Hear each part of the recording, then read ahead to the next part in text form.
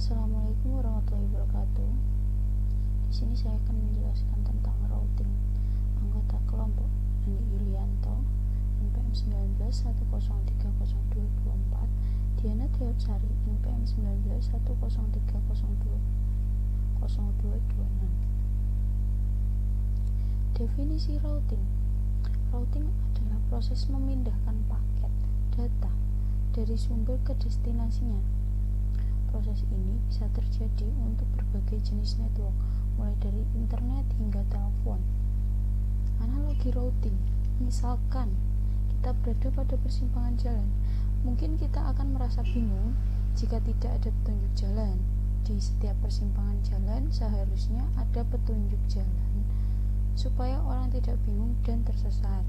Untuk jalan yang rumit dan berputar-putar tidaklah cukup jika menggunakan static routing. Tentunya kita akan merasa bingung jika di setiap persimpangan kita harus bertanya kepada orang, apalagi orang yang tidak mengetahui atau tidak tahu. Oleh karena itu, di sini diperlukan dynamic routing. Analoginya seperti ada polisi yang membawa HT dan memberikan jalur mana saja yang bisa dilewati. Polisi akan selalu koordinasi beberapa kali sehari agar jika ada jalan yang macet, ada tabrakan atau pohon runtuh, polisi akan segera mengupdate petunjuk jalan yang lain.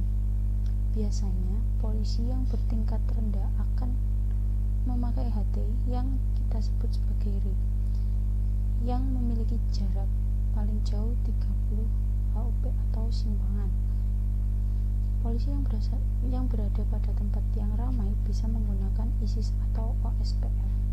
Biasanya sudah membawa HP maupun PDA, jadi akan lebih pintar dan cepat untuk melakukan update. Polisi tingkat dunia biasanya memiliki kantor pada persimpangan dan sudah mempunyai peralatan pengacak jaringan seluruh dunia. Ini disebut BGP. Tujuan routing yaitu routing merupakan fungsi yang bertanggung jawab membawa data melewati sekumpulan jaringan dengan cara memilih jalur terbaik untuk dilewati data. Perkenalkan, nama saya Andi Yulianto. Di sini saya akan menjelaskan tentang manfaat routing dan jenis-jenis routing. Manfaat routing: menghubungkan network workstation yang berbeda, dapat memblokir badai siaran yang dapat mengaruhi kinerja jaringan, bisa menyampaikan pesan dan mengirim data secara tepat ke komputer lain yang jauh jaraknya. Jenis-jenis routing. Static routing. Routing statis adalah proses setting router jaringan menggunakan tabel routing yang dilakukan secara manual saat melakukan konfigurasi.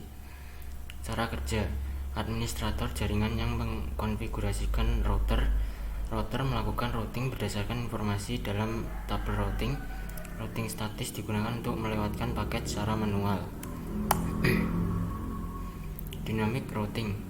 Routing dinamis adalah router yang memiliki kemampuan untuk membuat tabel routing secara otomatis berdasarkan lalu lintas jaringan dan router yang terhubung.